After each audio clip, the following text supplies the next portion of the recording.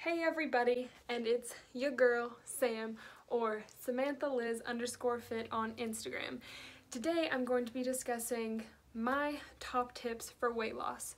So as you probably know, I lost almost 70 pounds in less than a year.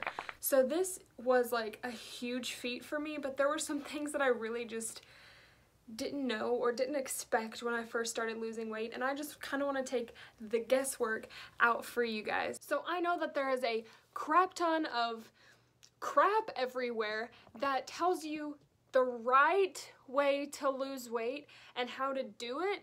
Well, let me just tell you that most of the time it's wrong, and it's only creating an unsustainable lifestyle for you. So let's help you slim down and still create a lifestyle. So if you like this video, please be sure to like, subscribe, and comment below any video suggestions that you may have. So let's get into my top 11 tips for weight loss. So my first tip, you might roll your eyes at me a little bit and think, okay, yeah, right.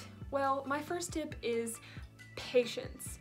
And patience is something that not a lot of people have, especially when it comes to weight loss. And this is why you see so much of diet culture being quick fixes, like the keto diet or waist trimmers or diets that are just completely unsustainable. And this is because everybody wants a quick fix, because nobody is patient enough to really let their body ease into the weight loss. Because when you drop weight really, really fast, your body is like, whoa, what the hell? And it's not even in homeostasis. So if you're dropping the weight really fast, your body's not going to be able to adapt to the changes that are happening, and you'll probably A, stall in your progress, or B, start to gain weight back very rapidly. So my top suggestion is be patient. And patience means you can't hop on the scale every single morning and expect weight to just fall off your body. That's just not something that happens. You have to learn how to make it a sustainable lifestyle for yourself. Weight loss takes time. It takes so long. In the beginning, you might be able to see like a big drop in the scale, like 5 pounds or so, but that's also because of water weight. Because when you start exercising, that water weight is going to come right off of you. This is what causes people to expect that to happen continually throughout your journey. At some point, your progress is just going to start to stall, and you have to be sure to be patient with it and realize that your body is trying to adapt to the changes that are happening so quickly. So tip number 2 is drink more water. I know you hear this all the time, like everybody's telling you drink more water, and you're like, okay, whatever. Water is so important, especially when you're exercising, because what happens is you are actually causing your body's sodium balance to be off. So you really want to replenish your body with water. Also, there are so many calories, like literally guys, so many calories in different drinks. Like if you look at the label of a soda, there's like literally so many calories in that, and you're just drinking it. That's not gonna fill you up. Why would you drink those calories when you could literally eat those calories like probably in like freaking bowls of cereal? Like honestly, y'all, why wouldn't you want this over soda? Like, look at all this goodness. That's beautiful. And bowls of cereal are delicious. So why would you choose a calorie-laden soda over a bowl of cereal? Like, come on. The third tip that's gonna go straight from this is learn how to read food labels. That is literally so important, guys, because you really don't understand how big a portion size is until you actually start to read a food label. So what I want you to start doing is when you get into the grocery store, start turning over everything that you're buying and really reading the food label, seeing what's in the food, but also paying close attention to the serving size, because you really may not realize how small the serving size actually is when you start to measure it out.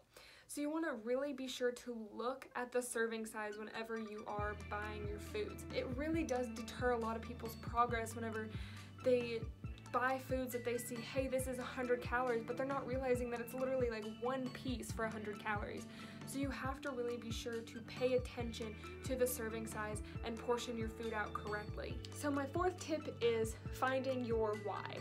So a lot of people overlook this tip because they think, oh, well, I don't need to know why I want to lose weight, I just want to lose weight.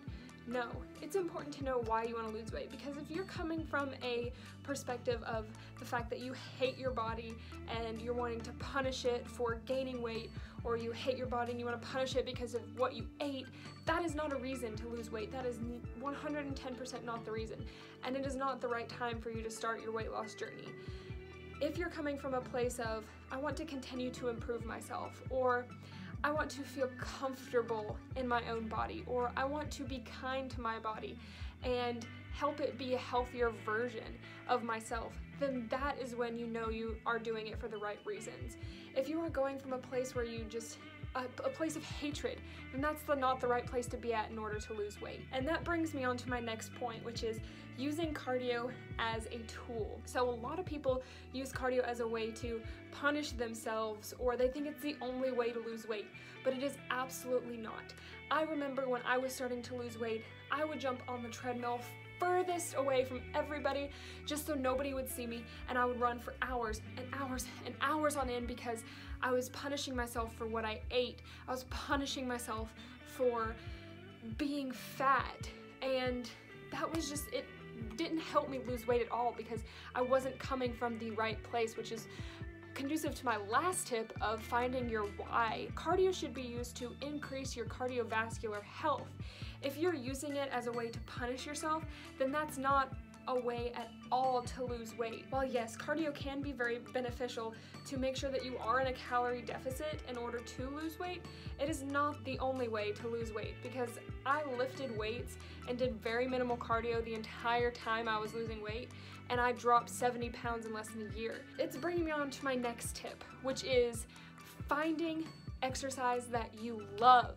If you're doing exercise that you hate and you're being miserable every day because you're punishing yourself, then you're never gonna lose the weight. You never will. I can't stress this enough, you never will. So you have to find something that you enjoy doing. I absolutely love lifting weights. Like, I really, really love it. I love going in there and throwing heavy weights around, getting all my stress out. Strength training is so beneficial to losing weight, I promise you, because building muscle mass will actually help you burn more calories throughout the day. So you don't have to be an extremely low calorie intake with your food, and you don't have to do so much cardio. By lifting weights, you're putting on lean body mass, which is actually helping you burn more calories throughout the day. So my next tip is super important, and it's something that diet culture just like throws out the window, and it's you need to freaking eat. Like, oh my gosh. You can't just like continually cut calories, because guess what? Your body needs food. I will preach this all day long on my YouTube channel. Your body literally needs food.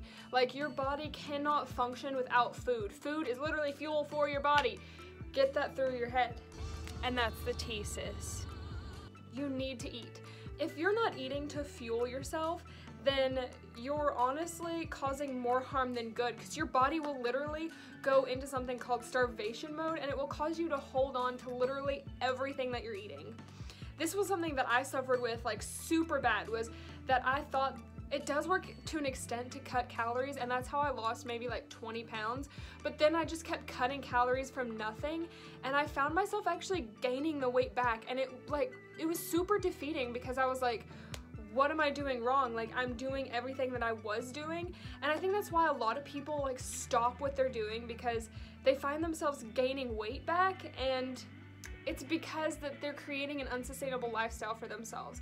They're cutting their body out of all of the energy it needs, so it holds on to literally everything that you're eating. So my next tip is going to kind of go along with this, and it's prioritizing protein. Protein is actually the slowest digesting macronutrient that you will intake, and this actually burns more calories while you're digesting it. So hey, your digestive system is burning calories for you. That means you don't have to, so that's great. So prioritize protein, and also prioritizing breakfast. I know so many people who skip breakfast. Like, literally, you are breaking the fast. Breakfast. Why wouldn't you eat breakfast? Like, I used to do this too. I was so bad for this. I would skip breakfast all the time, but breakfast literally, like, people say it's the most important meal of the day, and those people would be right. Breakfast is literally so important for you because literally your body has been fasting for however many hours you've been sleeping, and if you're not fueling your body for the day by eating breakfast, what do you expect your body to do? Your body is going to literally be like, where is my fuel? So prioritizing breakfast. So at breakfast, get a high protein breakfast. So eat something like egg whites or a whole egg. A whole freaking egg is fine too. Or get some turkey bacon. Turkey bacon and eggs are literally so good. Ugh. My favorite breakfast is egg white scramble with some veggies, some salsa, and a Greek yogurt on the side. Literally so good. So my next tip you're probably going to roll your eyes at, but honey, it's true. You need to stress less. What your body does when you're stressing is it releases cortisol, and cortisol can actually cause you to hold on to weight. Whether this be water weight or just weight in general, cortisol can make you hold on to it. So when you are stressing, you're actually stressing your body out too, and it's going to be less efficient, burn less calories, and generally be overall kind of sad. Another thing that kind of goes along with cortisol is caffeine. So you need to try to cut down on caffeine a little bit. And I know you're thinking, especially if you're a college student, you're like, how in the hell am I supposed to survive without caffeine? Well, honey, I'm not telling you to cut caffeine out completely. I'm just saying kind of track your caffeine intake. We kind of don't really realize how much caffeine we're actually drinking throughout the day until we really sit down and calculate it. And you're like, holy crap, I'm drinking so much caffeine. So really sit down and calculate how much caffeine you're actually drinking throughout the day. What caffeine does is it actually spikes your cortisol levels, and it might cause you to hold on to weight just a little bit more. Even if it just is water weight, it still is weight. And that goes on into my next tip, which is prioritizing sleep.